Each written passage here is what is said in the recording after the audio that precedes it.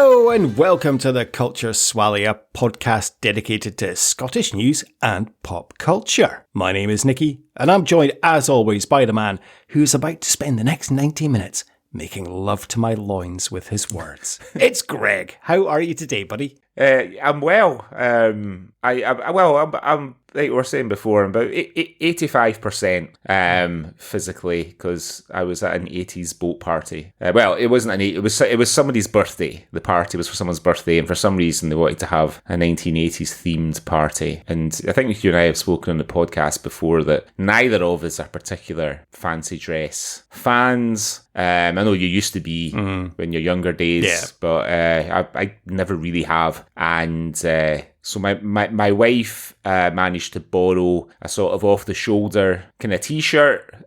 She got some kind of bright orange leggings. She got some leg warmers. She got those little lacy fingerless gloves that ladies like to wear, that girls like to wear in the 80s. Oh, yeah. Yep. She put on her sort of curly... She's got a few wigs, because quite often ladies with Afro-Caribbean hair will get their hair sort of braided because it's to protect it, and they'll wear wigs. So she's got a few wigs. She's like the baddie in Return to Oz with all the cupboard full of heads, you know, interchangeable heads. So she put on the kind of curly one with a leopard print headband. She borrowed my daughter's Air Jordans, although that was a bit of a waste of time because no shoes or socks allowed on the boat. You got to be barefoot. Of course. Yep. And I just put on a Choose Life t-shirt.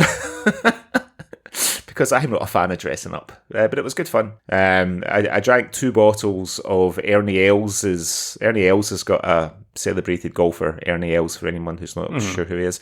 He's got his own vineyard now, and he's got a... He does, yeah. He does a Cabernet Sauvignon called the Big Easy. So that was his nickname. Yep. And very, very palatable. So I battered 2 bottles of that. Don't remember getting home.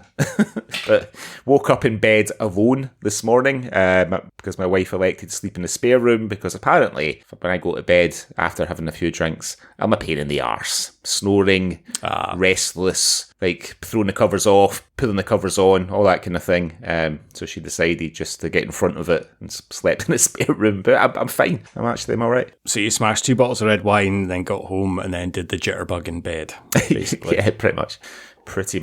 Yeah. How did the Choose Life t-shirt go down? Did you feel like you'd kind of... How was everyone else dressed? Did you feel that you had made minimum effort, or did you think you were cool by making minimum effort? Someone else had the same idea as me, an Australian guy. So I told him he was George Michael and I was Andrew Ridgeley. Before he got the chance to say the same back to me. There was a guy who had put on... Did you wank each other off in the toilet?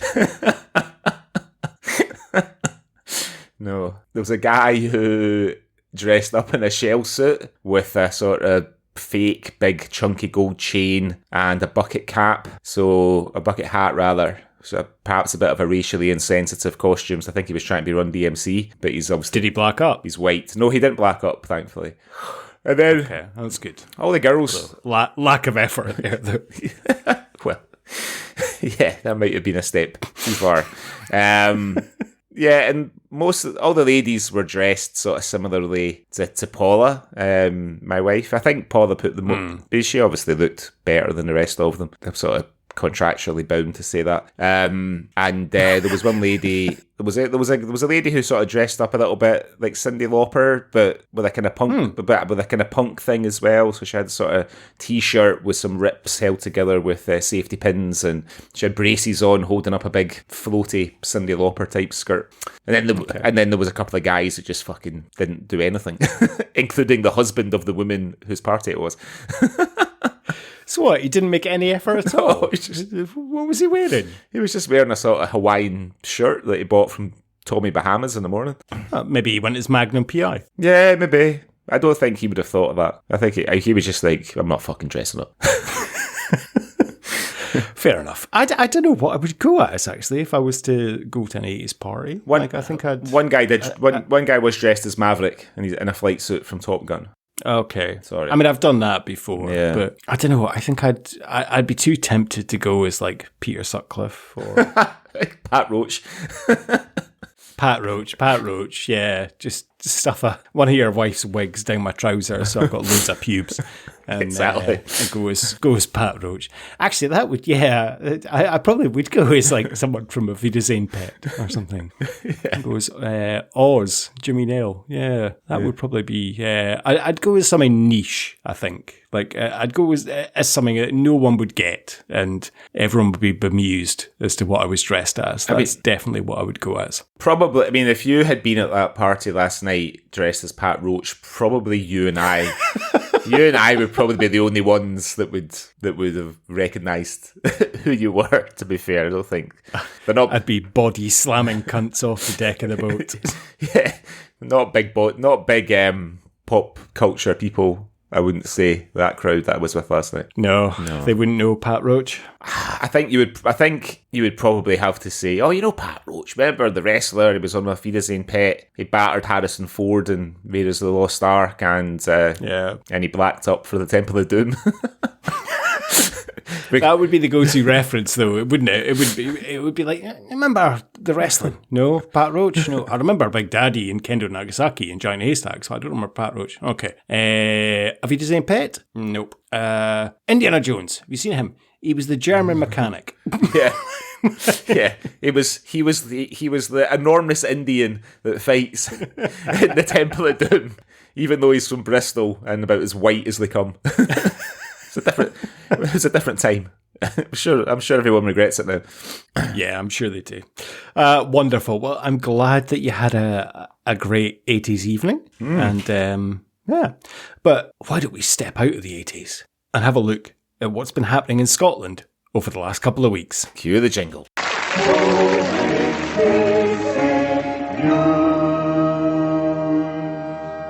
Hello, this is the Outer Hebrides Broadcasting Corporation, and here is what's been going on in the news. Okay, Greg, so what have you seen in Scotland over the last couple of weeks that you would like to share with me and our lovely listeners? Well, this one comes from the Scottish Sun. It's a couple of weeks old now, the 24th of September. The headline reads, Prudes versus Nudes, N-U-D-E-S, disgusted locals calling the cops to try and stop naked swim at popular Scots beach. Alan Ellison, 64, wanted to promote the benefits of skinny dipping and put up a poster encouraging people to sign up. This is at Findhorn Beach. But the ad was nicked repeatedly, while some shocked residents went online to brand the event disgusting. At least one took it further when they rang up the police to see if they could ban the naked swim at Findhorn Beach in Moray. Retired teacher Alan said, one member of the public contacted the local police to question the legality of the sign and the event. It was reassuring that the police responded that they had been informed of the event and that it was legal, so no action needed to be taken. I accept that some people don't like the fact that it's legal, and there are also many who don't want to take part. But naturalist Alan ploughed on, revealing he had to keep visiting the beach with new posters.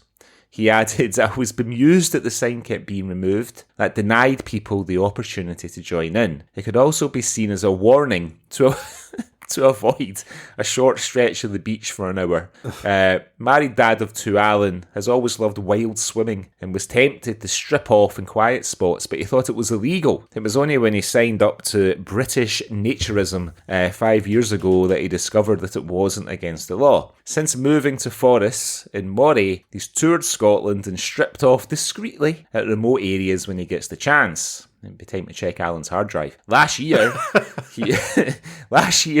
he organised his first charity skinny dip at Findhorn and was delighted when 25 people turned up. And this time, despite the protests, he got a record 31 attendees.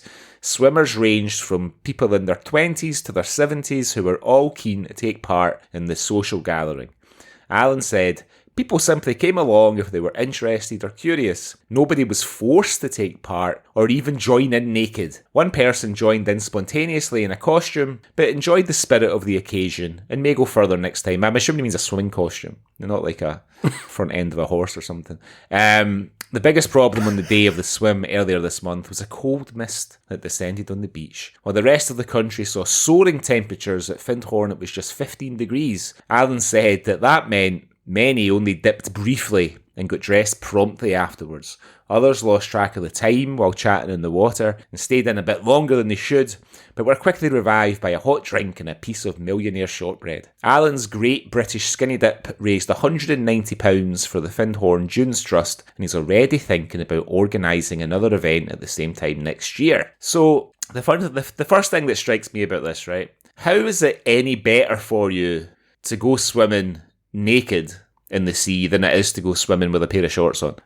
Well, you get the sea salt in your foreskin. but you're going to get that anyway because your swimming costume doesn't keep the water out. You know what I mean? It just covers your modesty.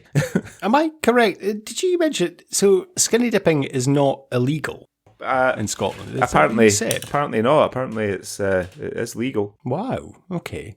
Have you ever gone skinny dipping? Categorically not. I do not have the body confidence. Well, when I say body confidence, I guess I don't have the cock confidence. Being brutally honest with you and the listeners, to go completely naked in public. Okay. Yeah. What about you? Never in public, but I've been in a pool naked. Yeah. But one time I was in Thailand and we had a villa. Right. In fact, we didn't have a villa. We had a hotel room.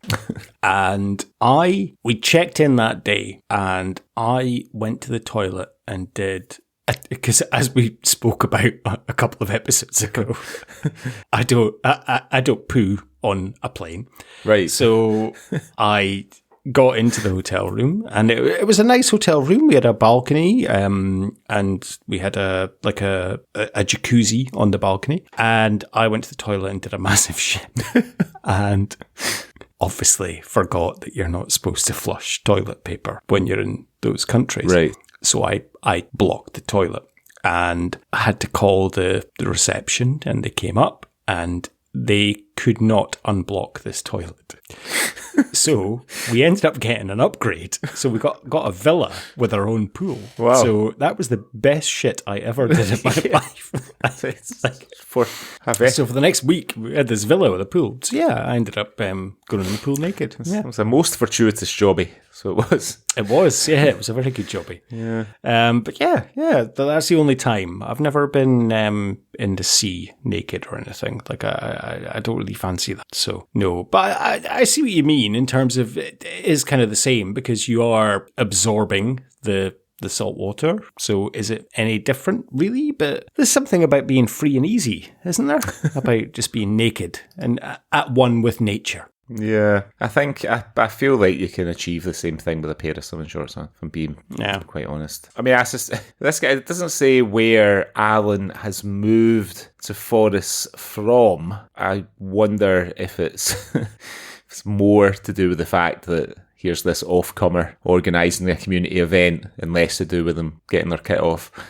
Are you suggesting that Alan is on some kind of register? No, I'm just suggesting that in my experience, the further north one goes, the less welcome, the English are. You know, it seems. Maybe I'm saying that it's maybe not the case anymore. But my stepfather's English. He's lived in the village of Maud, just outside Aberdeen, for 32 years. I think it's fair to say that he's still not well liked. Oh, really? Is he seen as an outsider? Yeah, because he's from Huddersfield in Yorkshire and he lives in the schoolhouse. So what, does he get abuse? No, they just don't take him on. Do you know what I mean? They probably talk about him at the pub and stuff like that, you know, and him up there in that schoolhouse with his motorbikes, that English cunt. To be honest, like when I first moved to Maud from Glasgow, no one really fucking took me on either. So So it's not just that anti-English, it's just anti-non-mod. Anti-outsiders. or off-comers, as they refer to as. Off-comers? I've never heard that term. Off-comers. Off-comers, yeah, that's what they say. That's what they say in the north. Well, that's what they say in Maud. Anyway, I can't speak for the whole northeast of Scotland, and it's weird, really, because when I went to school in a village nearby called Mintlaw. There's loads of English kids there, so it wasn't like. Yeah, there wasn't. I only knew one other Glaswegian kid, like a girl called Audrey. Didn't know anybody else from Glasgow at school. But there was quite a lot of English kids because of the oil, right? So it was cheaper to live outside of Aberdeen and kind of commute in than it was at that time, certainly, to live in the city. Well, that's what your pal does when he's skinny dipping. It's all off-comers. Yeah, yeah. How do you feel about naturists imposing their naked agenda on the community? It doesn't bother me in the slightest. I mean, I don't want to see it, but it doesn't bother me. If that's what you like to do, then do it. I mean, if it makes you happy, do it. You've seen worse out your flat window in Amsterdam anyway, so. I have. My old apartment, I used to see my neighbour masturbating in front of the TV. It's massive screen. I've definitely seen worse, but it doesn't bother me. If that's what makes you happy, then do it. Like, I don't care. Like, it's part of the, we've all got bits and pieces, so why does it matter? Like, it's not a big thing. As long as there's no kids involved or anything, then I don't mind. Go and do what makes you happy. Like, I think if there's a nature beach that, people can go and be naked and be happy, then go and do it. But, as long as there's no kids involved. That's my only fair enough thing. Yeah. We don't want to see naked kids on the beach at Moray. How do you feel about it? I mean, obviously, you live in the Middle East, so that's it's not really a done thing there. Yeah, I mean, I'm not bothered. I say good luck to them. You know what I mean? They got more confidence in their bodies than I do. So good luck to them. Although I will say, obviously, my traitorous wife sent you and our mutual friend a video of me choosing life on the boat last night, and I did think to myself, probably look better than I've looked since I was in my 20s, probably. Do you know what I mean? Since I've been in my running journey for the last few months. So like I was actually quite not bad there actually. It's because you were wearing an 80s t-shirt, Greg, so it took you back to that time. Yeah, maybe. Anyway, that is my first Scottish news story this week. It's over to you. So my first story this week, Greg, it comes from Glasgow Live, and it concerns Hollywood star Alan Cumming, who retrieved a hidden vodka bottle from a Glasgow lane. So, as the article says, we've probably all done it at some point. Stashed a drink somewhere pre-event to retrieve it later. Have you done that? I think I've done that before. When I was a kid, definitely, yeah. Well, when I was like a young teenager, would go and hide or carry out. Yeah. And it appears that not even Hollywood actors are exempt, if they have Scottish roots, at least. As GoldenEye, an X-Men star, Alan Cumming, proved as he shared a hilarious clip of himself heading to Glasgow Lane to find his prized bottle of vodka. The Traitor's US presenter shared a video on his Instagram and explained that having flown recently with only hand luggage, he didn't want to give away a bottle of his favourite Scottish vodka, Arbiki. Alan can be seen in the video wandering around a lane next to a church just off Woodlands Road in Glasgow, West End. Yeah. He goes on to explain, on Friday, I'm not going to do Alan Cumming's voice. I don't know why. I don't do Scottish people's voices if it's a celebrity. So he goes on to explain, on Friday, I was in Glasgow, but I flew from Edinburgh. When I finished filming, someone gave me a bottle of my favourite Scottish vodka, Arbiki. But I didn't want to give it away, and I couldn't take it on the plane, as I just took hand luggage with me. So I hid it. As he gets further into the lane, he adds, I hid it on Friday morning, and I wonder if it's made it. Reaching down behind a red street sign propped against some trees, a triumphant Alan exclaims, yes! So excited. Thank you, Glasgow. In the post, in which he tags the famous distillery in Arbroath, he wrote, reunited with my Arbreaky Distillery Nadder climate positive vodka. Enthralled fans loved the clip and were quick to comment on his clever tactics. One posted the squirrel emoji, writing, ha ha ha, sneaky, while another added, quality Glasgow bevy hiding. And that's the end of the article. So yeah, Alan Cumming, he got gifted a bottle of vodka, hid it behind a road sign, and I've watched the clip, and it is brilliant. Like he hides it behind this road sign in like behind this tree, and then he goes back to retrieve it, and he's documenting it. He's like, I hid this bottle of vodka like last week. Let's see if it's still there. And bizarrely, it was still there. Like amazing that in Glasgow, that bottle of vodka still there after a few days. I mean, I think the biggest risk there was like the street cleaners coming along and chucking it. You know what I mean? Because people might have just thought that it was just an empty bottle that some toe rag had stuck behind there when they'd finished drinking it. You know, it was wrapped in paper, I should say. Oh right, like when you got the clip, so it was wrapped in like grey kind of paper. Right, but yeah. Okay. So it was kind of, but it's still obviously bottle shaped. So you would kind of know what it was if you'd seen it. You'd think it was a bottle, but yeah, that's impressive. It is impressive. It was still there. I like Alan Cumming. I've told you before, like his nephew worked for me. Yeah, his nephew Gary worked for me in my last job just before I was contracting, just before I left to move to Kuwait in 2015. He looks a lot like his famous uncle. He's a big fan of The Legend of Zelda, and he's got like the Legend of Zelda, the video game. He's got like this sort of triangle logo for the game tattooed on his arm. But the thing about, I always wondered about Alan Cumming. I can't remember if we spoke about this when we covered Come Fly With Me, but like The High Life. The High Life, sorry, yeah. Getting mixed up with the Matt Lucas thing. Because obviously Deadpool and Wolverine has been out of the cinema recently, and I went to see it, really enjoyed it, and the credits show a lot of behind the scenes of like the first X-Men film. So I watched the first one and the second one, and I'd forgotten that Alan Cumming was in the second one. He plays Nightcrawler in the second one, and it's actually I hadn't watched it for years. It's actually a really good film, the second X-Men film. Yeah, really, X2's brilliant. Yeah, and obviously one of our favourites, Brian Cox, is in it as well. Yep. But Alan Cumming's absolutely fantastic as Nightcrawler. Like, yeah, absolutely fantastic. But he was also in this other thing that me and the family were watching recently. The guy who made Tiger King for Netflix has made a documentary for HBO called Chimp Crazy about these fucking mad Americans that keep chimpanzees. Oh, yeah. They keep, like, apes as pets. And, like, the thing about chimpanzees is that they are lovely, cute little things when they're babies, but when they become adults, they can be super aggressive. So there was a few horror stories about people getting their fucking faces ripped off by pet monkeys that they'd had for years. But Alan Cumming was in it because he starred in a film, I can't remember what it was called, but it was starred in a Hollywood film years ago, and one of his co-stars was this chimpanzee called Tonka, and he had been like a kind of movie chimp when he was young. And Alan Cumming said, you know, like he's a big supporter of PETA, the American Animal Rights Organization in the US.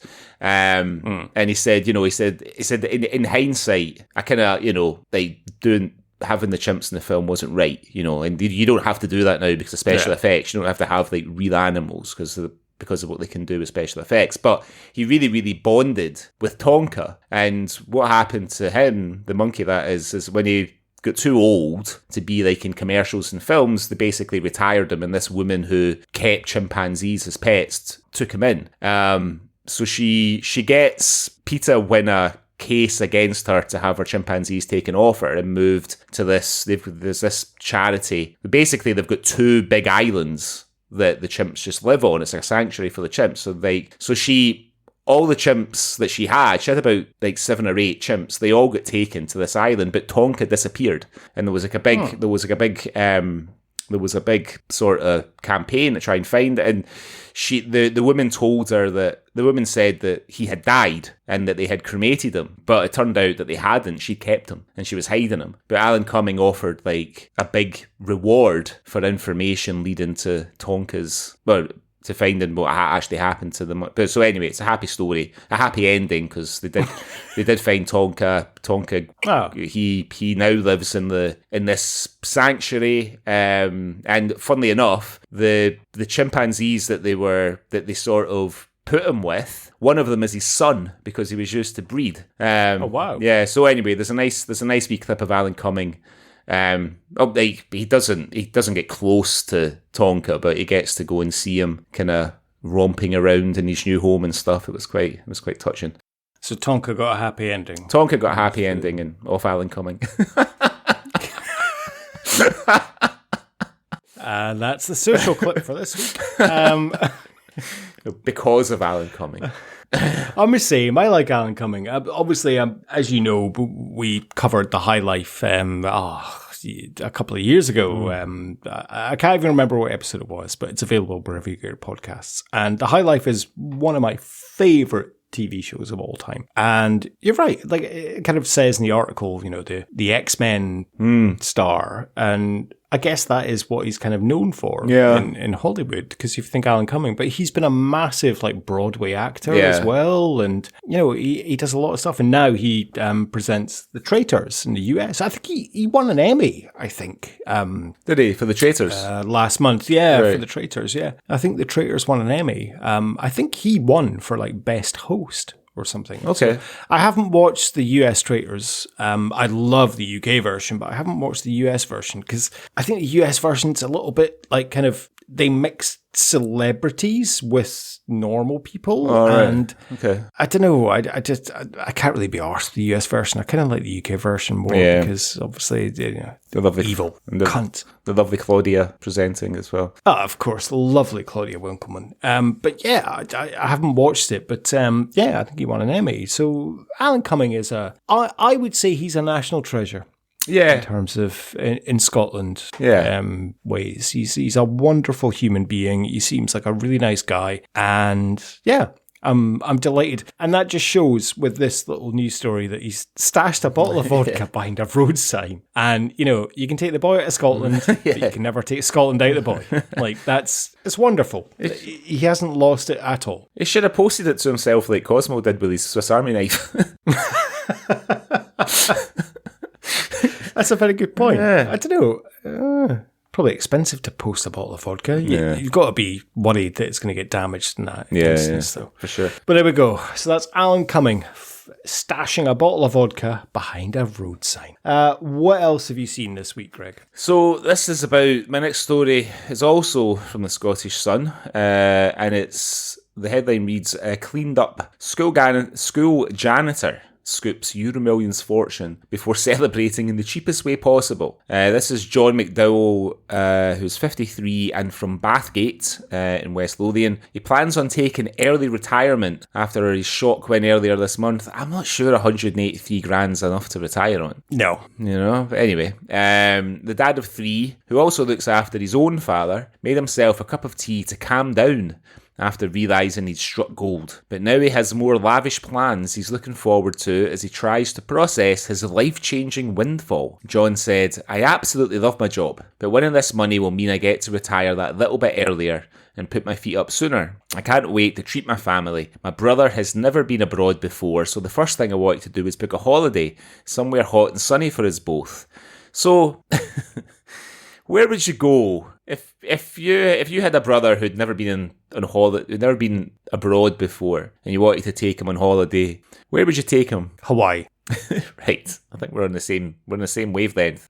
John isn't on our wavelength though. I asked them whether Benidorm. No, I asked them whether they fancied spending Christmas in Egypt, as it would be nice to spend some time swapping the cold Scottish weather for somewhere warm at that time of year. He agreed, so I told him to get his passport ordered. It will be a really special holiday. I don't know about Egypt. I mean, one, it's not a Christian country, so going there for Christmas, it's not going to be that much fun. And there's a lot of nicer, closer places you could go to, John. He also added, "I've been wanting to get myself a new car for a while, but I've been putting it off, but I'll definitely be shopping for one soon. I like to travel up north to get away from it all in style, so I'd love to get an SUV-style car, maybe a Kia Sportage."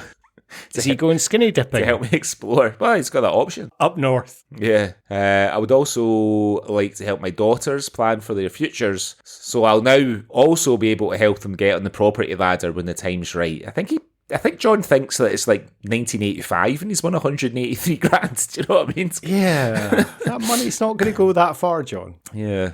John had bought lottery tickets for 3 years without success prior to hitting the jackpot, but he matched the main 5 numbers and won lucky star in the Euro Millions draw on the 6th of September. The school caretaker was just about to go to bed when his phone pinged with an email from the National Lottery. He almost ignored the message to get some kip before curiosity got the better of him. John said, "Everyone in the house was in bed, so I made myself a cup of tea before telling anyone. I then woke my dad up to tell him. He didn't understand at first. He thought I was joking. It's so surreal. I can't believe it." Look, I'm really pleased for John, but I think maybe he's overestimating how far 183 grand will go in 2024. I mean, it is a life-changing sum of money, but not that much, to be honest. It's not a huge amount, but it is. That would change your life. If you got 183 grand deposited in your bank account tomorrow, it would change your life. Yeah, 100 grand in the pension fund, and then 20 grand each for the family to go in. Yeah. My 2 daughters, and although my daughters would probably spend it all on fucking Deliveroo and Shein, to be honest. But but good on John. Like that's a life changing thing. But yeah, I agree with you. Egypt, it wouldn't be the first place I would think of. Like, right, I've just won a load of money. I'm going to take my brother somewhere special. Egypt. I know, Sharm el-Sheikh. Yeah. Yeah. It wouldn't be the first place that would spring to mind. Like, Hawaii was obviously the first place. What about you? Where would you go? If I wanted to go somewhere a bit closer to home, I really, really like Crete. Crete's really nice. And, there's some really nice parts of Greece. I think that would be a nice, if I wanted to take somebody abroad who'd never been abroad before, I think taking them somewhere like Greece, or maybe even some of the nicer sort of resort towns and cities in Spain. I can't think about any that they're called.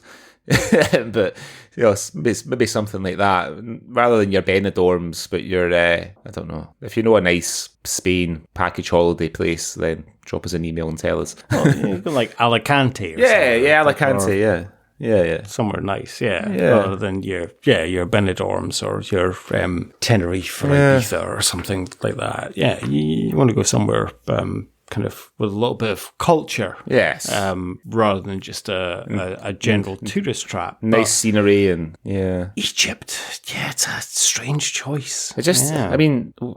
Egypt just smells of cigarettes. Unfortunately, the whole country just smells of cigarettes. Anyway, that's very true. Yeah. I'd love. I can't play the lottery because I'm not a UK citizen anymore, unfortunately. So if I won it and they found out that I didn't live in the UK, they wouldn't give me the money. But I put my lottery on when I lived in the UK. I'm sort of like, well, a couple of quid a week. You never know, Nicky. You just never know. Yeah, but then you could do. My brother-in-law does. He plays the lottery and the Euro Millions every week, but he puts in his cousin's wife's name and plays that, and they have an understanding that she'll get like 10% of whatever they win if he wins. It's in her name, right? So yeah, you could do that. You've still got family in the UK. You could do that. It sounds like a potential recipe for family disharmony, though. Yeah, I often wonder that as well, because he's always promising me. He's like, no, if I win like the Euro Millions, you'll get $1 million, and so will get $1 million, and they'll get $1 million and stuff. And I'm like, will Sandra not just keep it all though? Because it's in her name technically. Yeah, exactly. Like, why would I be happy with $1 million when I could have all? I could have of it. all the millions. Yeah, it's a recipe for disaster. I agree with you on that. Yeah. Is that a Charles and Di cup you're drinking out of there? No, it's a Jay and Silent Bob's secret stash. Yeah. Mug. So it's not. That I got from when I visited Jay and Silent Bob's secret stash in New Jersey. Red Bank. So no, it's a Charles and Di mug. Yeah, because I'm such a fucking royalist that I would have a fucking Charles and Di mug. I don't know. You might be drinking out of it ironically. I don't know. It does sound like the kind of thing I would do, actually. Yeah, you're right. Okay. Well, yeah, that's That's your man, John. There, I do like it when people who. It's good when the lottery money goes to people who are sort of working class. You know what I mean? Like a guy who's a janitor wins a lottery. It's a real kind of fairy story. You know. Who was the cunt? Michael something, the big Rangers fan who won the lottery, and he ended up just buying a farm and quad bikes and just fucking. Yeah, he lives enough. Spunked it all and coke and booze and stuff. There was a story about him. Is it Michael Carroll? Michael Carroll. Yeah. Yes, that's it. There was a story about him that I did come across maybe last year or the year before, just looking for Swally stories, and it's kind of like what he's doing now, and he reckons winning the lottery was one of the worst things that ever happened to him in hindsight because he was. Just fucked him up, you know what I mean? Now he lives a much more humble life. He's not got any of his winnings left. He's fucking blew the lot, like you say. Sad times. Yeah. Sad times. Anyway, moving swiftly on. What's your next story this week? My next story is from the Scottish Sun this week, Greg. A school bus driver has been charged by cops after watching porn at the wheel. Why? Just wait till you get home, for fuck's sake. The 54-year-old was nicked by officers last week after parents in the Denholm area of the Scottish borders reported the allegations. English-based company Howard Snaith Travel, who operates school buses for Scottish Borders Council, confirmed that the driver's employment had been terminated with immediate effect, following an internal probe. That's a bad choice of words. We told last week how parents in the small town claimed that they had been left in the dark after claiming the council and school had not informed them of the investigation. The council said they could not comment on the latest claims due to the ongoing police investigation. A report will be sent to the Procurator Fiscal.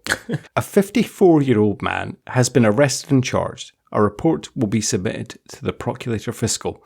A spokesperson for Howard Snaith Travel said, "We received a complaint regarding one of our drivers relating to an incident in Jedburgh. We can confirm that all pre-employment checks had been completed on the driver prior to him undertaking work for the company. Following an internal investigation, the driver's employment has been terminated with immediate effect." So, if you ever watched porn in an inappropriate place, Greg? Well, not intentionally, is what I'll say. And when it's popped up on the screen, I've quickly turned it off because, as we mentioned recently on the podcast, X seems to have become like completely unregulated as far as that kind of thing goes. So like every now and then, it's this was it try not to get a boner or try not to get a boner. Yeah. So it's the algorithm has been a bit slow to react. I have marked on there, you know, because you can say you can block accounts and stuff like that, but so it's not coming up as often as it was, like rarely now, but for a while there I was scared to kind of look at Twitter unless I was at home. Is it because you favorited it, so it doesn't come up as often? No, it's because I would like to see less of this type of thing, that sort of stuff, you know. I mean, like, you're driving a school bus. Like, on the last episode, Nothing But the Night, available wherever you get your podcasts, we had the bus driver obviously sparking up a fag and burns to death. Mm-hmm. This guy's watching porn at the wheel. Like, how you're driving a bus full of school kids. What compels you to be like, right, I need to watch Wank It Now, right now? Wank It Now. Yeah, we spoke about that in the summer, didn't we? Yeah, we did. Yeah. That's why I referenced it. I know, it's bizarre. I mean, you know, it's I don't understand. It's that compulsion, right? Like, I think people it's like, you know, often we seem to often find stories about guys just sort of wanking off, like in public, you know, places where they shouldn't be. And I'm always like, why, you know, imagine being like compelled, like, I just can't wait another second. Doesn't matter. Yeah. Doesn't matter that I'm driving the school bus. I need to watch people having sex right now. Yeah, it does strike me as very odd. I mean, on the last episode we discussed I had a hernia operation a couple of weeks ago. Yeah. And So obviously, any of that is out the window for me for about 6 weeks. Yeah. So you've been actively avoiding titillating content, I'd imagine. Yes, I have been. I've been actively avoiding titillating content. I have not been able to look at anything that might arouse me in any way, shape, or form. Right. But like, I just can't understand the compulsion. You're driving a bus full of kids. Like, why are you like, I need to watch porn right now? We're not saying he was having a wank at the time, but Goodness. why are you watching porn if you're not having a wank? Like, it's pointless, really. Maybe, isn't it? Maybe we just try to find some good stuff to bookmark and watch later, maybe. Maybe, yeah, that's a good point, actually, yeah. But then I wonder if the kids saw it. Like, this is quite a naked episode, really, isn't it? It's a bit, yeah. Yeah, I mean, obviously one of the kids has been the one that spotted it, right? Because they've blown the whistle on him, told that. Yeah, Cassandra has looked over his shoulder, seen him watching Two Girls, One Cup, and has blown the whistle on the teachers. Yeah, I mean, if it had been in the 1970s when Nothing But the Night was filmed, he'd have been driving with a copy of Razzle in his lap or something like that.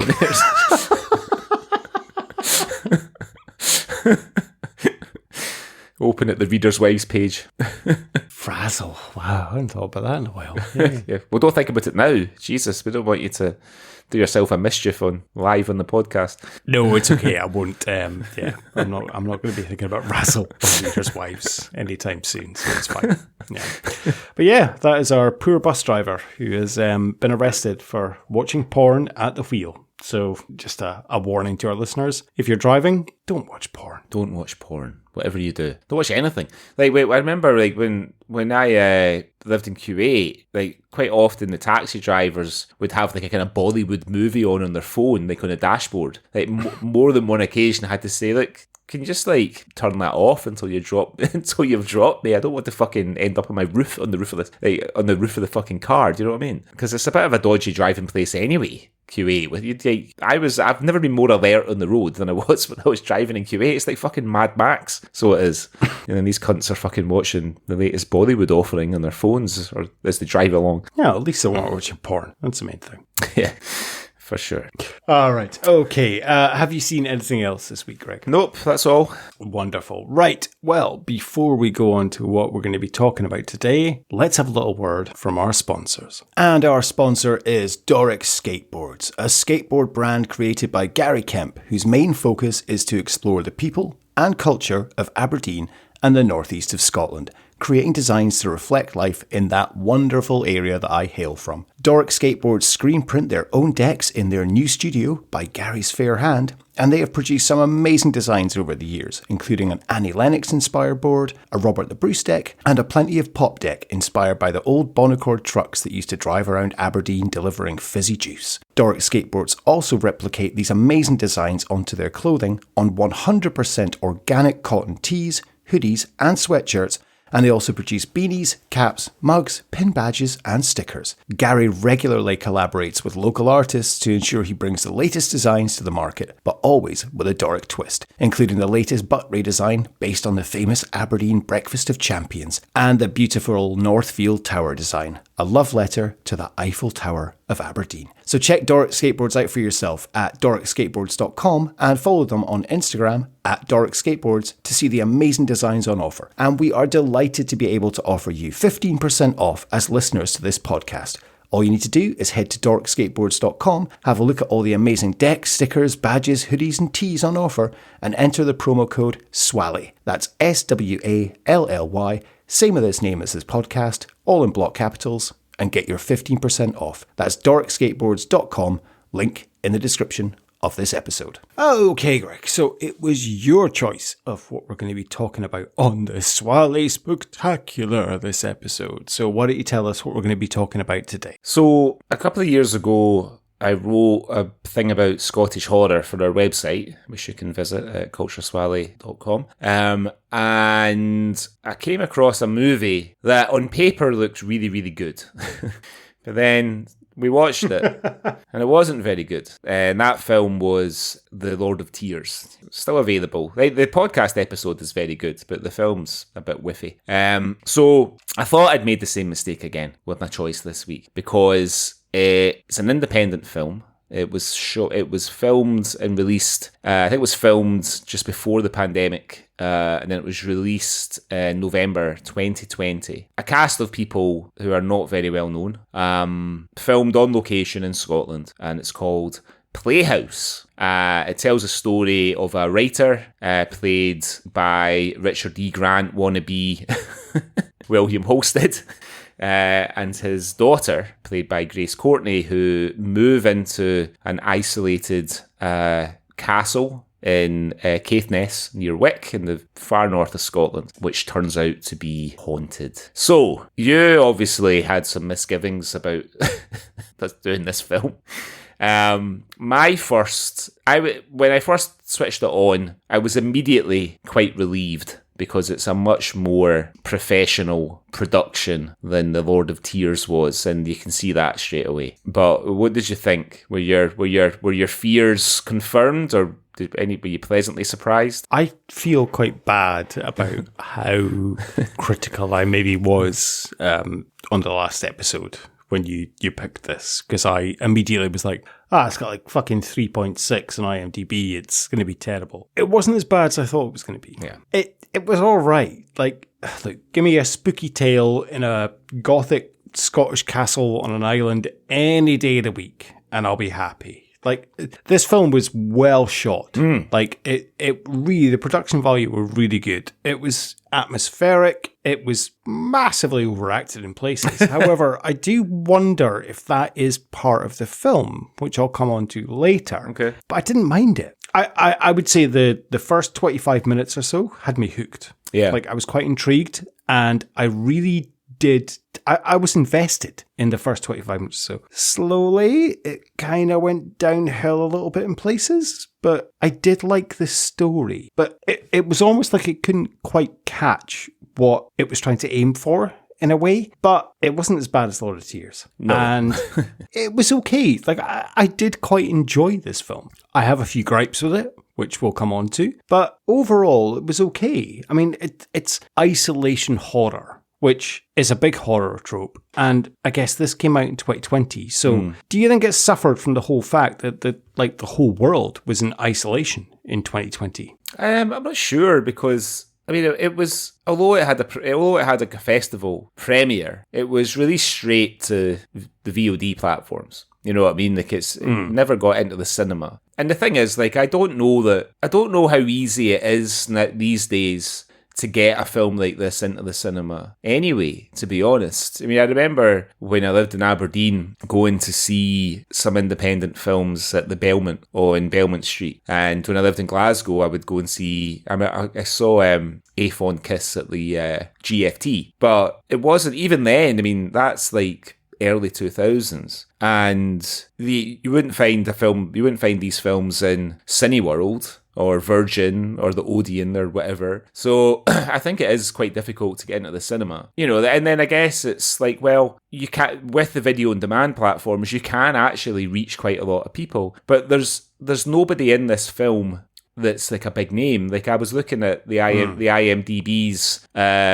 Grace Courtney, who plays Bee, the daughter, who I think's actually the best. She's probably the best performance in the film. I think she's really good. She'd been like in Holby City and a few things like that. And James Rocker, who plays Callum, has been in a few Scottish productions as well, small parts.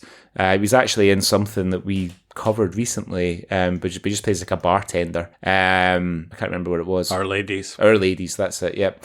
That's not even recently. I was like fucking about 18 months ago. It feels recently. It feels recently. So 2 years ago, I think. Yeah. So I think it's tough. I mean, it's the debut of the Watts brothers, Fionn and Toby Watts. They directed it. they wrote it and they produced it, and funnily enough, the castle is actually owned by their father, so who's apparently quite a successful. His name's Murray Watts. He's quite a successful screenwriter, apparently. So so they've had a lot of advantages, I think, for making the film. I'm like you, I quite enjoyed it. I like a good ghost story. It reminded me now and again, in certain parts, it reminded me of Govan Ghost Story that we did 2 Halloweens ago or 3 Halloweens ago. Okay. Just some elements of the kind of haunting reminded me a wee bit of. It just put that in mind for some reason. And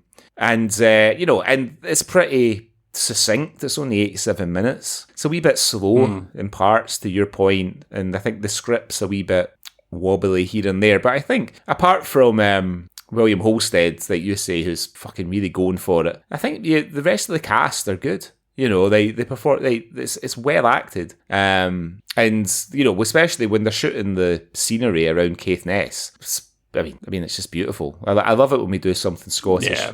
But it's like when we did Sunshine on Leith, and just the way that they shot Edinburgh. I mean, Edinburgh's fucking beautiful anyway, but they really, really showed Edinburgh at its best, and I think they do that here in this as well. They really, really show Caithness and the beach there.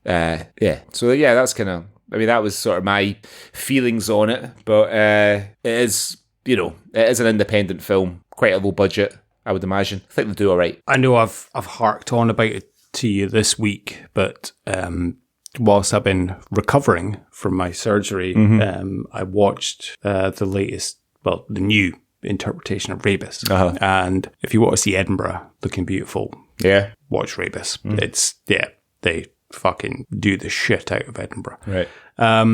Looks, and all places that we were when we were back in in the summer. June, amazing. Yeah, I would agree. I think the location is incredible in terms of looking amazing in terms of selling Scotland. It does look great. Is it a coincidence that the main character, Jack Travis, is very close to Jack Torrance? It does have kind of shining elements to me. And why is a haunted castle or a hotel or house so popular with writers that have writer's block? It seems to be a trope in a way and he's come there to write this play, and he's obviously a very successful playwright because he's on the front cover of a Sunday supplement of one of the newspapers, Culture magazine. Culture magazine, that's the one, yes. And so he's obviously successful in terms of, and because Callum knows his name, he knows who he is, so he's obviously a successful writer. But he's ended up there, and he wants to create this living play in this castle, which would also almost be like an immersive experience. So was Jack trying to create the famous Glasgow Wonka experience that you so dearly love, Greg, ahead of time? Possibly, yeah, maybe a really low budget haunted house. I mean, I suppose if you want to open a haunted house to the public and there are real ghosts in there, then you fucking want to watch straight away. B, can you at least show some excitement about all this? Forget the paint. I mean the whole thing. This place, our new life. I didn't want a new life. I'm trying to make things better for us. There's something here, I can feel it. I'm alive. Alive! The living play. The living play, B.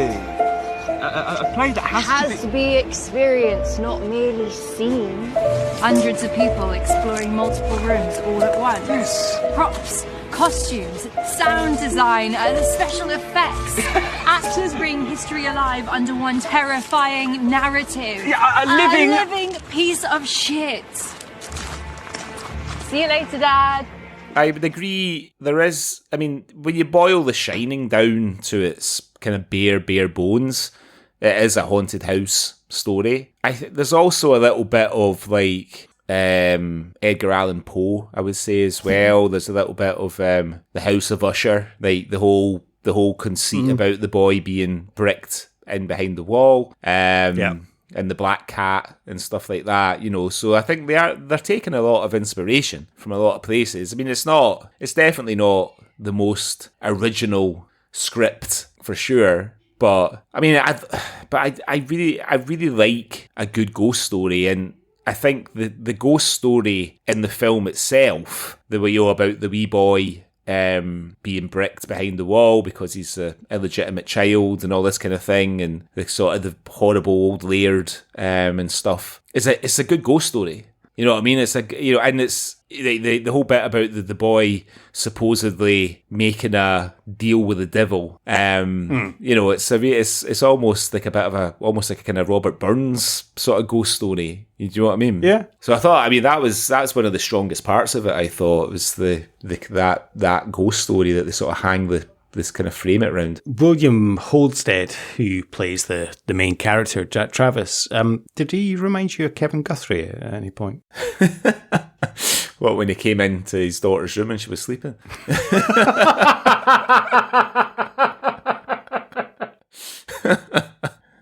No, I hadn't thought about that, but just facially, he kind of at a few points he kind of looked like Kevin Guthrie. He's a sort of weird character, Jack Travis, anyway, because he's sort of, I mean, the film is set in the present day, but he's, you know, he kind of dresses in these sort of old timey clothes, you know, the sort of the white shirt, black waistcoat, you know, the frock coat and stuff like that. And then there's a lot of there's a lot of candles being used by him at a time when it's not dark. Do you know what I mean? So I think there's a bit where he goes to explore part of the castle because he hears a noise, and it's obvious it's like fucking the middle of the afternoon or whatever. And he's got a candle, or there's another bit later on when he's carrying a sort of oil lamp. And I'm like, just use a fucking torch. Do you know what I mean? It's 2020.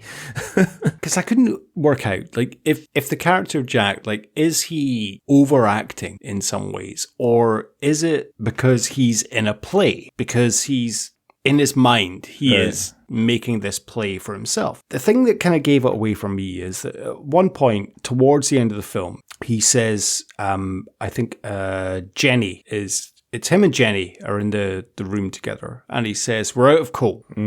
And then he said, "I said we're out of coal." And then Callum comes in. Yeah. And it's almost like he's missed his cue as an actor. And has come kind of in. And Jack had to repeat it. Do you know what I mean? Like, it kind of meant like almost as if he was living a play in his head. And he'd said his line, Callum hadn't responded, so he had to say it again to give the cue, and then Callum comes in and goes and gets the coal, and it's almost like Jack was living a play in his life. What's on your mind, neighbour? I need to know what you're working on. Who it's about.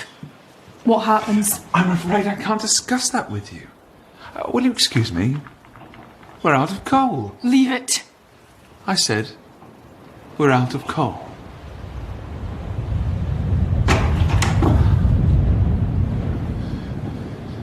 Jenny. Callum! Go home. This is between me and Jack. Over my dead body it is. Oh, please, I don't want to cause any trouble. Callum, would you be a darling and go and fetch us some more coal? It's much more cheerier with a fire. We're not here for a soiree, Jack. Please! Downstairs. I insist. Yeah, I mean, I think we're supposed to take him as being a sort of eccentric genius writer of spooky and horror, right? It's, you know, Yeah. With that bit with the coal, I thought that was supposed to be him channeling the laird, you know, the kind of malevolent ghost of the laird, you know, Laird Mackay. Yeah, who's used to sort of ordering servants around and stuff like that. You know, like we need more coal. But he kind of goes for it a bit toward the end. You know, like when the vase just flies off the mantelpiece and smashes.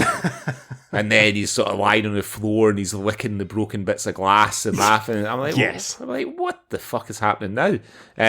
But I don't know if they had a word with him, because he's actually, I think his best performance is at the end when he's finally confronted by his possessed daughter, and he's got all the pages of this play and stuff, and we think that he's going to get thrown out the window. He's and he's playing frightened. I think that's when he's at his best in the film. But he's quite inconsistent. 1 minute he's a sort of caring, sort of trying to be kind of fun dad and get through to his teenage daughter, and then he's possessed, and then he's this, then he's that, then he's aggressive, and then he's unpleasant to Jenny and Callum when they come for dinner and all that sort of stuff. And to speak about the teenage daughter, Grace Courtney as Bee, she's fantastic. You touched upon it earlier. You said that she was probably one of the best things in the film. I could have done with a lot more Bee, to be fair. She's a moody, sulky teen, but a really interesting character. But I guess they had to have her disappear for the film so they could have the story. But I would have liked more Bee. Yeah. There's another character I would have liked to have seen more of, which I'll come on to, but I'd have liked more Bee. But I understand why they did what they did. But why get rid of her so early? She was a really cool character. Yeah, she's. I get it. She's. I think Helen Mackay, who plays Jenny, is quite good as well. I think the girls that play these sort of friends from school that have the sleepover and stuff when they're having a drink and everything, they're both quite good as well. So they got all the girls, all the ladies, the female actors. I think they're the most polished, I think, in terms of the performance that they give in this film compared to the guys. I mean, the only guys are James Rotger and William Holstead. Other than that, it's all girls. And, I think James Rotger, the early scenes between him and Jenny are actually quite good. When they're they're kind of bickering, and he's and they're having a bit of about the pulling the sheds down and everything. When he's required to up the ante a bit, up the dramatic stakes, especially towards the end, he's not quite as he seems a lot more comfortable in the lighter in the times when he's called to give a lighter performance. When the scene when he confronts Jack, he doesn't seem quite as, that's what I'm looking for. He doesn't seem quite as comfortable doing the dramatic stuff. And then there's that really confusing bit where he jumps out the window. Now it's obvious to anybody that is not a high window, right? The way that's shot, it's maybe 6 foot or something like that. But he's approaching it as if he's got to jump from the top of the fucking castle. You know what I mean? It's like... And now, I only watched this once. Normally I watch everything twice, but I meant to go back and watch this scene because there's a lot of stuff on the mantelpiece, of the window ledge, shall we say. And you see him considering jumping, and then he decides not to do it. And then he eventually does. But then he pulls all the stuff off the second time.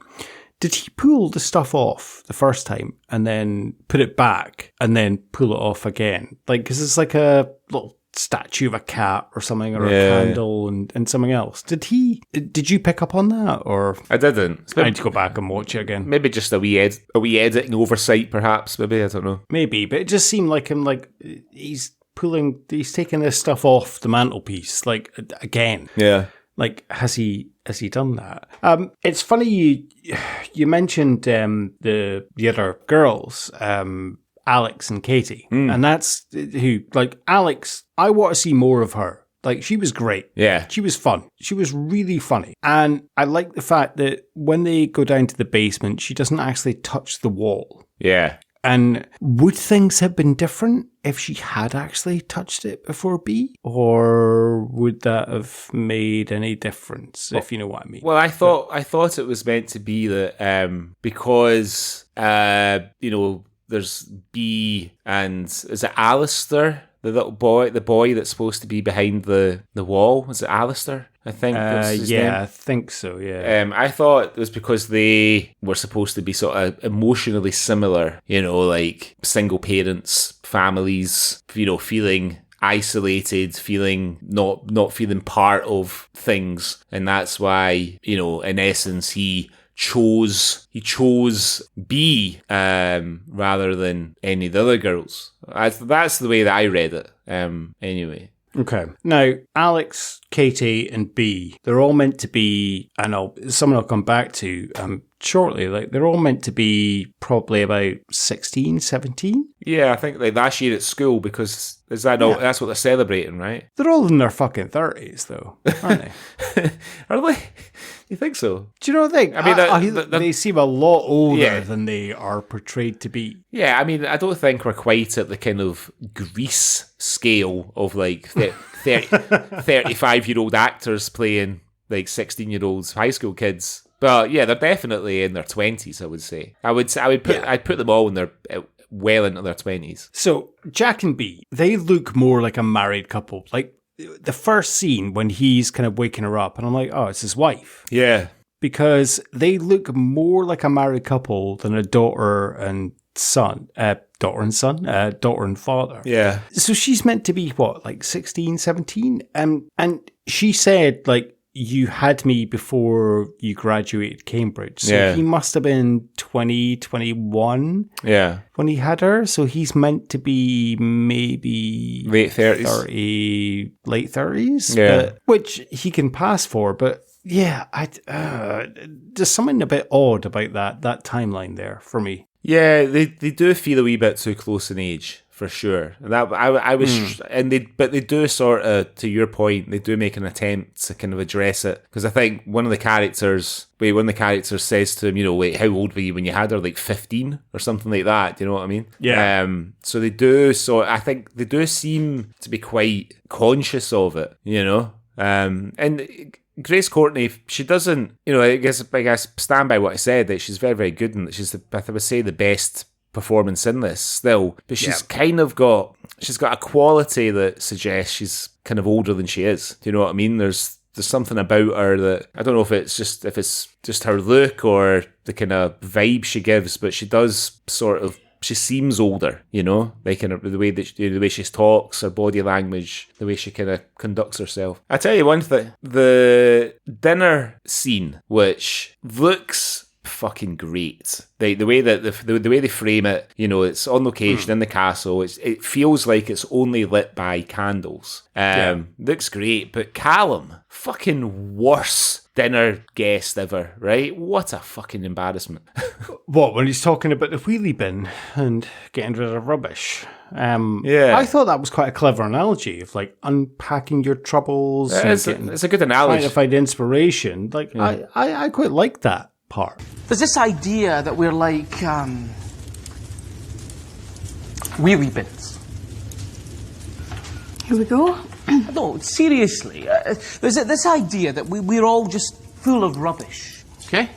And that all we need to do is just empty it and do some breathing, stroke an iguana, listen to some whale song, and bang! It's all gone. What would you do with all this rubbish instead, then? Well, if we are going for the wheelie bin analogy, which is mine, I thank you, what I would say is that we need to look closely at what's in the rubbish, go through it, and find what's in there that might be Rubbish. It almost seems out of character. Like from when you first met him, he's lying on the sofa and kind of like, I don't want to go and do this. Yeah. And then when it comes to that scene, he's just talk. Yeah, that's the thing. Like, his whole performance just seems a bit uneven in that sense. Do you know what I mean? Because at first, we find out that he's a teacher on sabbatical, right? That they're both teachers. They're on sabbatical. They're sorting out her granny's house to put it up for sale. You know, and when we're first introduced to Callum, he's just lying on the sofa watching the telly, and you think, oh, he's obviously a bit of a waster. You know, she's in the garden raking something up. I'm like, what are you raking up? Do you know what I mean? It's just like, right, you need to be doing something in the garden. So here's a rake. Just look busy for this scene. And then, like, to your point, he is animated and thoughtful in the dinner scene after not wanting to go, like complaining about having to go in the first place. And then when it comes to the dramatic stuff, it's like, he just seems a bit at sea. you know? Yeah, I don't know. The character was kind of all over the place because then I wonder, is he absorbed into the play that he's playing? Because, like you say, the first time you beat him, he's lying on the sofa, just watching TV. Then they're kind of laughing, joking. Then he goes up to the castle, and once he goes to the castle, the character kind of changes. Is that a part of it that he's kind of maybe absorbed something, because then he is suddenly writing a play and he's writing a script for something. Mm-hmm. And then he's at the castle a lot. That was something that kind of, it was almost like a bit too much of kind of like a repetition. They always seem to be going to the castle. Like, yeah. And just letting themselves in. Do you know what I mean? Yeah, just always back at the castle, and it's almost like they've written something and they're like, oh, I forgot to put that bit in, but I'll just add it in now, and that'll be fine. Like, it doesn't matter. It wasn't in the last scene. We'll put it in this scene, and it did feel a little bit like, we'll just put this in now, and it'll be okay. No one will notice. Yeah, a little bit. I mean, I suppose when you've got such a fucking great set for your film, like that castle is, then you're gonna, because the whole thing is completely filmed on location, like all of it is. There's no studio scenes in it. It's all filmed on location. But you've got this amazing picturesque castle that's with all its sort of rabbit warrens and rooms and basement and loft and everything. You want to shoot the shit out of it, right? You want to get as much action in there as you possibly can. Towards the end, when Jenny tells Alex and Katie to run, go now. Yeah, and they do. Given that we've met Alex and Katie before, would they not be like laughing and be like, fuck off, you mad dafty? Especially Alex. Because she's like, she's a sort of cheeky one and stuff, isn't she?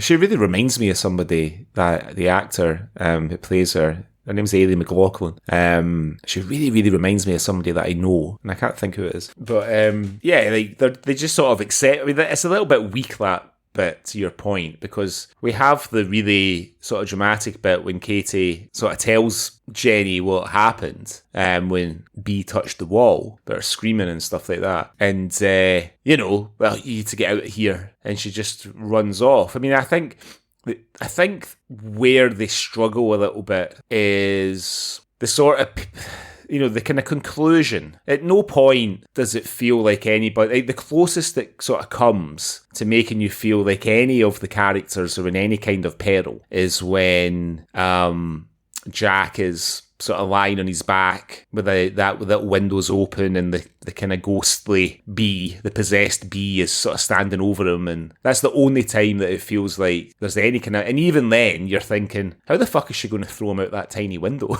Do you know what I mean?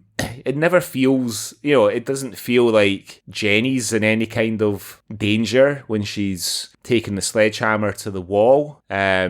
Although it does, that moment I thought was excellent when she knocks the hole in the wall and she puts her hand in and she turns out to be B's hand that she grasps.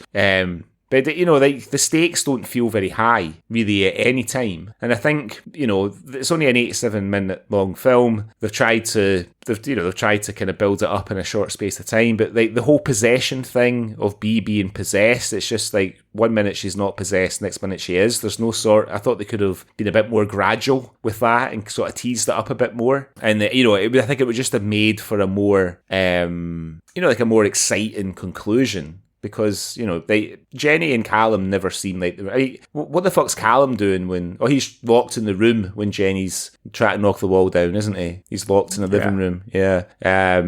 He's trying to jump out the window. He's trying to jump out the window, yeah, massive drop. and then with, Jack, it's not exactly clear, is he possessed by the ghost of the old laird when he locks Callum in the room, and he gets all excited about the broken vase and stuff like that. It's all just a bit, I think they could have just perhaps defined it a bit more and really made us feel like, these guys might not survive this. I never felt like that at all. So that leads me to two questions that I have that I want your your take on. So Jack throws, towards the ending, spoiler alert, obviously, if you haven't seen the film, Jack throws the script out the window at pretty much the same time. Jenny breaks down the wall and finds B. So which one actually broke the curse and got rid of the demon B? Or was it a combination of the two? I mean, I think we've got to be charitable and say it's a combination of the two. I mean, it would have been cool. I'd have loved to have seen that wall come down and for there to be like the skeleton of Alistair in there. Do you know what I mean? We were talking earlier about some of the places where they might have taken inspiration from for the film. The ghostly possessed bee, that's a real Japanese horror element to how they've made her look, you know, with the CGI. I thought it feels really like The Grudge or something like that, or like the Ringu or something like that. So yeah, I would say probably I took it as a combination of both their efforts. Jack snapping out of it, and Jenny knocking a hole in the wall. And my second question is, did Jack brick Bree into the wall? Well, that's the thing. Like, we don't. I mean, I read it as, because he never seems very concerned that he's not seen his daughter for a few days at any point, right? Yeah. But again, is that because he is possessed by the malevolent spirit of the laird, and has B been like magically put behind the wall by the ghost of Alistair? And if that's the case, Alistair's a victim, right? Why is he not more sympathetic? Why is he possessing teenage girls and teleporting them into his prison behind the wall? Do you know what I mean? And there's another uneven bit that actually did bug me a bit. So Jenny knocks a hole in the wall, and Bree's hand comes out. She takes Bree's hand, right? We don't. The next time we see Bree, she's been taken. She's out of the wall, and we're led to think that she might not have made it, right? She might be dead. But moments before, she held Jenny's hand. So what's happened in the moments from the rest of the wall coming down and getting her out and kind of lying her out on the floor to make her sort of catatonic and possibly dead. You know what I mean? Yeah, it's a very good point, actually. I never thought about that. Yeah, you're right. Again. And at the very end, so as we've just discussed, like Jack flings the script out of the window, but he's got one page left that he clings onto. And he looks at it and kind of makes like a dramatic gesture. Is that to lead up to a sequel? What's the significance of that one page that he has left? I don't know. I mean, I don't know how you would follow this anyway. You know, to be fair. I mean, like I don't think we've mentioned, so the whole thing that he wants to do is basically turn the castle into a bit of a haunted house experience, by having like a kind of living play that people come. That's where the film gets its title from. Now, he's in Wick, Caithness, near Wick, which is probably one of the furthest north mainland places in Scotland, if not the furthest north. You know, and his agent, she says what probably most of the cast are thinking, most of the audience are thinking rather, is who the fuck is going to go all the way to Wick? You know, he's like, oh, they'll come and have holidays, they'll stay for weeks, months. You know what I mean? I'm like, you're thinking it's so, even if it wasn't haunted and there wasn't all these other problems going on in the house, it's not really a business model, is it? You know, why not? If you go to something like that, you go somewhere accessible where people can come. Yeah. You know? It takes ages to get to Wick. Yeah, it's quite a journey to go to Wick. Yeah. So I would say this film was not as bad as I was expecting. I'd say it deserves more than the 3.6 rating out of 10 that it gets on IMDb. I think the rating I think is because not many people have reviewed it, to be fair, you know? Probably. However, I would say, like, I really enjoyed some elements, and the director's done a great job, but it's their first feature film, and it's more than we've ever fucking done. Exactly. And I would like to watch their next film, which is from 2023, and it's called Black Durama, and it's about an unemployed man who buys a Japanese lucky doll to improve his fortunes, and his life begins to unravel in terrifying ways. And that has a rating on IMDb of 9.5. Wow, how many reviews though? 9. 9 reviews. Probably the cast as well. The same but, as yeah. Yeah, Probably the cast. Is it filmed in Is it a Scottish film? I've no idea, to be honest. I don't know. I just looked it up, but yeah, not sure. I don't know if we can cover it on the Swally, but we'll see. If we can, maybe it's one for next Halloween. Yeah, maybe. I'll have a look. It's about an unemployed Japanese man, so I don't know. But yeah, I'll have a look and see if he's an unemployed Japanese man living in Govan. And then we can cover it on the Swally. We'll see what else they've done. So they've done a TV series called Dilemmas in 2014. It has James Verity in it. Don't know what it's about or what channel it was on. They've done a film called The Crooning, which he's produced. Fionn Watts has produced a film called The Crooning, which doesn't have any plot or synopsis on IMDb, so I've got no idea what it's about. But yeah, maybe the Watt brothers are going to be like the guys who made the Avengers films and stuff. They'll be like famous brothers making films together. Can't even remember their names now, but I was thinking of the Wachowskis. Well, did the Matrix, yeah. Well, they're sisters now, aren't they? They're not brothers anymore.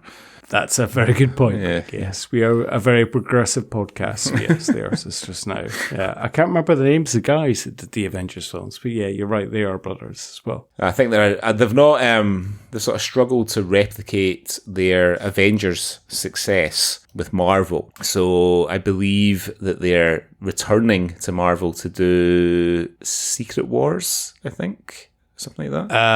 I believe they are. In fact, are they not doing the Doctor Doom film? That's right. Yeah. The Russo brothers. That's the ones, yeah. So, like Marvel's films haven't been as successful rather since Avengers Endgame. So I think they want to try and recapture some of the alchemy by getting those boys back and getting Downey Jr. back and whatnot. Yeah, I'm sure they'll have great success, and then maybe they could set it in Glasgow, Caithness. Yeah, the haunted house. Set it in Wick. Yeah, in a haunted house. Yeah, exactly. Can be Doom's castle. Can be the castle. Interestingly, the castle that they use for Playhouse is so you can stay there. It's called the Castle of Park, and if you want to stay there, you can get in touch with the Landmark Trust. It's somewhere you can go. It's as well as being someone's home. And do you want to stay there, Greg? Nah, it's too far away. And apparently, this is on IMDb, I don't know if this is true, but apparently during the shoot, one of the crew members backed into a candle and set himself on fire. Fortunately, unharmed, but he still wears the burnt jacket as a conversation starter, by all accounts. Oh, lovely. That'd be a good conversation starter. Would you use that as a conversation starter? If you're out and about? Like, this jacket is burnt. Yeah, well, it was from when I was making a film called Playhouse. I see. Would you use that? No, I don't think so. And if you're on a boat wearing a Choose Life t-shirt, would you use that as a conversation starter?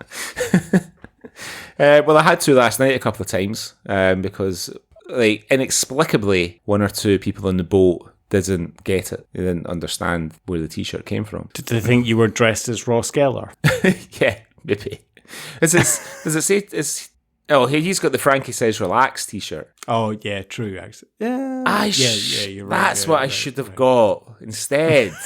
Because nobody would have thought of that. I don't think anybody would think of the Choose Life t-shirt either, but I was quite surprised when I saw somebody had done. But next time, I'll get a Frankie Says Relax t-shirt. How many pints?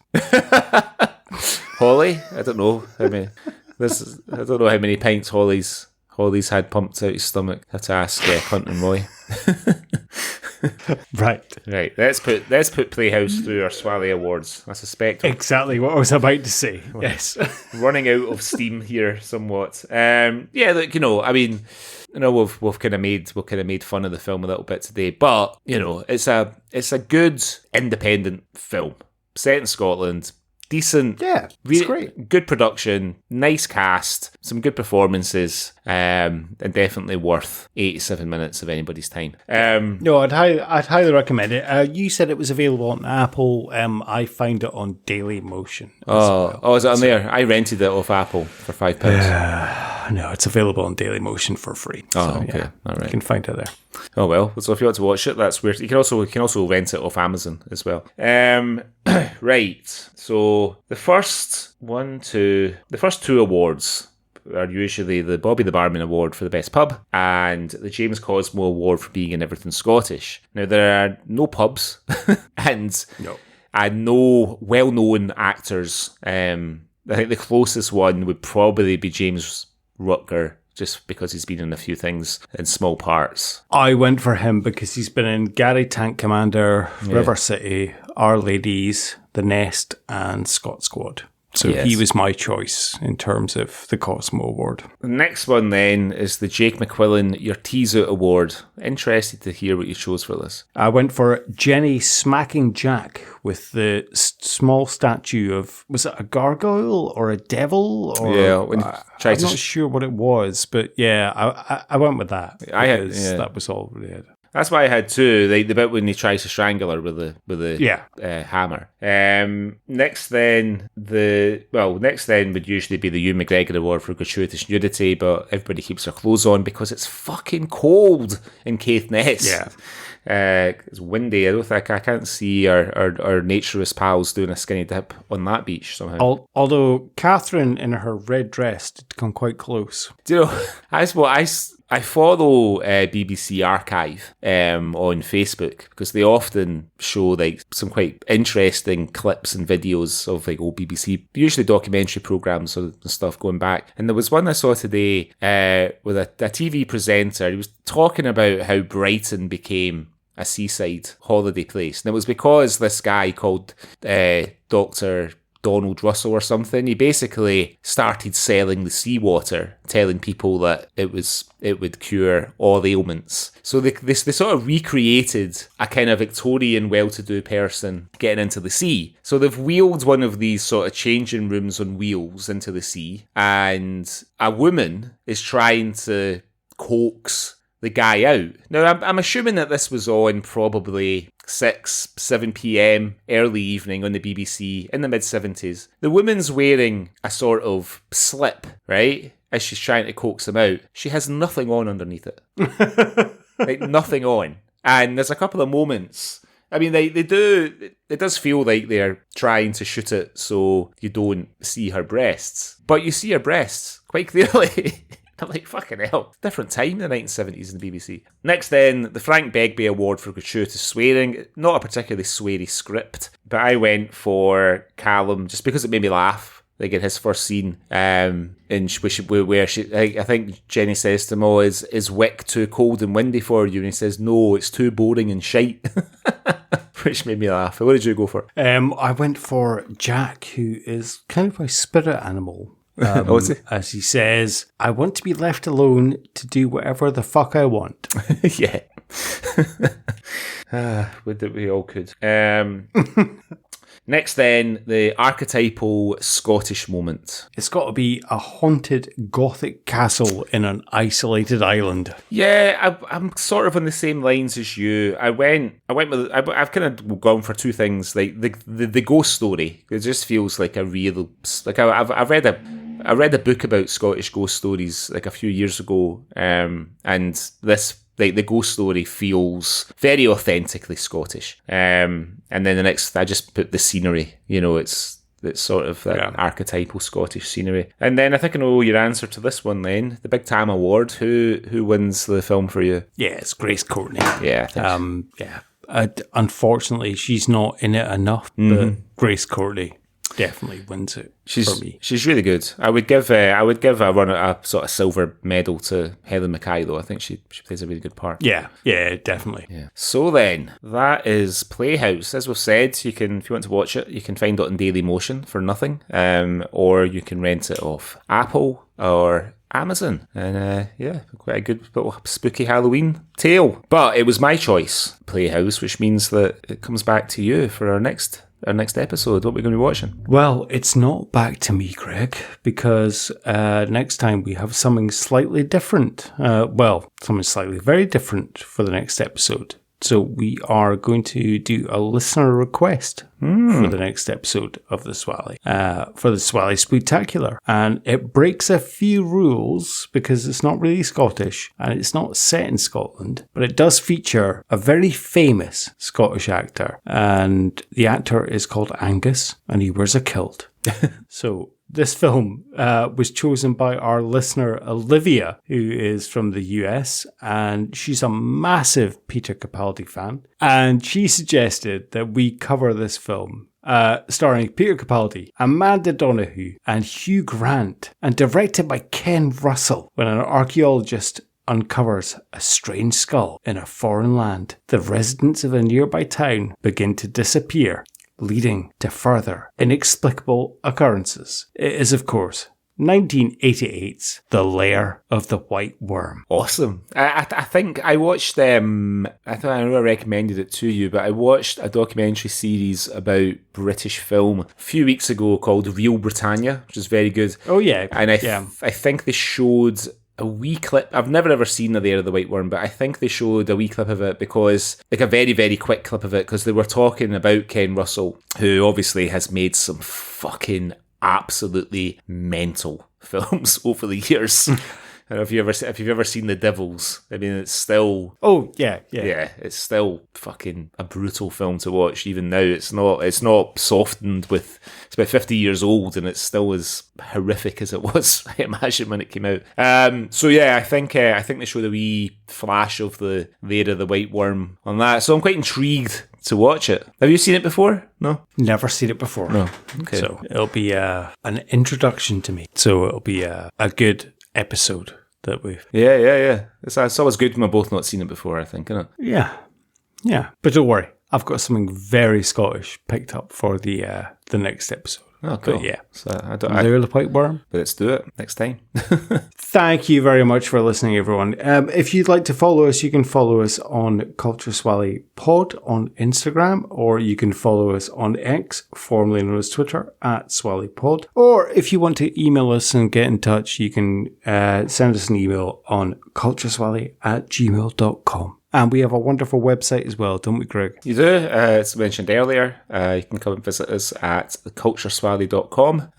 Quite a nice little piece there about Scottish horror for this time of year. If you wanted to come and have a little read, a little bit about Tam O'Shanter and some of the other Sonny Bean and all that kind of stuff. So come and give us some traffic. Wonderful. Right, I'm off to go and watch Aberdeen, probably lose to Hearts. And what are you doing with your Sunday afternoon, Greg? I don't know, as I've been sitting here, so my little broom cupboard where I record the Culture Swally is at the front of the house. So as I've been recording, I just saw my wife and daughters get into the car and drive away.